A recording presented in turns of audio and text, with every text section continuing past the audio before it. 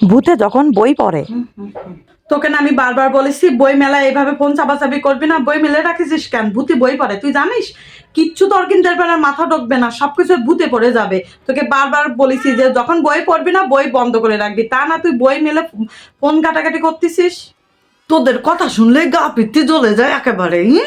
বসে থাকতে কেউ কোনোদিন আমার বই পড়াতে পারলো না, যে আমি ভূত আমি বই পড়তেছি। তোকে কথা শুনলি আমার গায়ে একদম আগুন ধরে যায়, মনে হয় কি খাটটা একদম এরম ধরে মটকায় খাইয়ে ফেলায় রক্ত চুচে চুচে।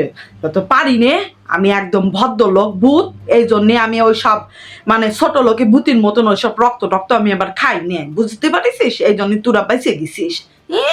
ভূতি কত ভূতি আছে তোকে বই পড়তেছে। ভূতে যখন বই পড়ে যাবে তখন কিন্তু তোর মাথায় কিছুই ঢুকবে না, ঠিক আছে? আর কখনো এভাবে বই মেলে রাখবি না।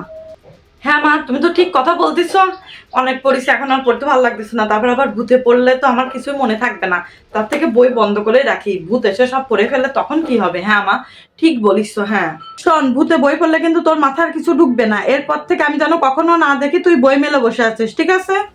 ঠিক আছে মা, আমি আর কখনোই বই খোলা রাখবো না, আমি সবসময় বই বন্ধ করে রাখবো, ঠিক আছে? আমি একটা জিনিস বুঝি না, তোরা মানুষরা সবকিছুতে এত ভূতের দোষ দিস কেন? ভূতের দোষ দিস কেন? ভূত নিরীহ মানুষ, এই জন্য ভূত নিরীহ? ভূত কিন্তু একদমই নিরীহ না, বুঝেছিস? ভূত যখন আসবে একদম গলা একদম মটকায় রক্ত ঢক ঢক করে খেয়ে ফেলবে, তখন কিন্তু এসব কথা আর হবে না, ঠিক আছে? ভূতরে এভাবে অপমান করবি না, আর আমাকে তো কখনোই না। আমি নাই এইবারে তো ঠাই, এই তোকে কখনো কোনো ক্ষতি করিস? সব সময় শুধু আমারে অপমান করিস, আমারে কেন তোর অপমান করিস? আমি নাই বই পড়তেছি, বলছে তার থেকেও বই পড়াতে পারলো না, আর আমি অনেক বই পড়তেছি। এই ওই বই বন্ধ কর। আর কি খবর এরপরে যদি তুই আমাকে অপমান করিস সেইভাবে, তা তো খবর আছে, আগে তোর ঘান মটকায় খাবো। আমি তো মানুষের রক্ত খাই না, এবার খাওয়া ধরবো। আমাকে একদম অপমান করতে আসবি না, আমি কয়ে দিলাম।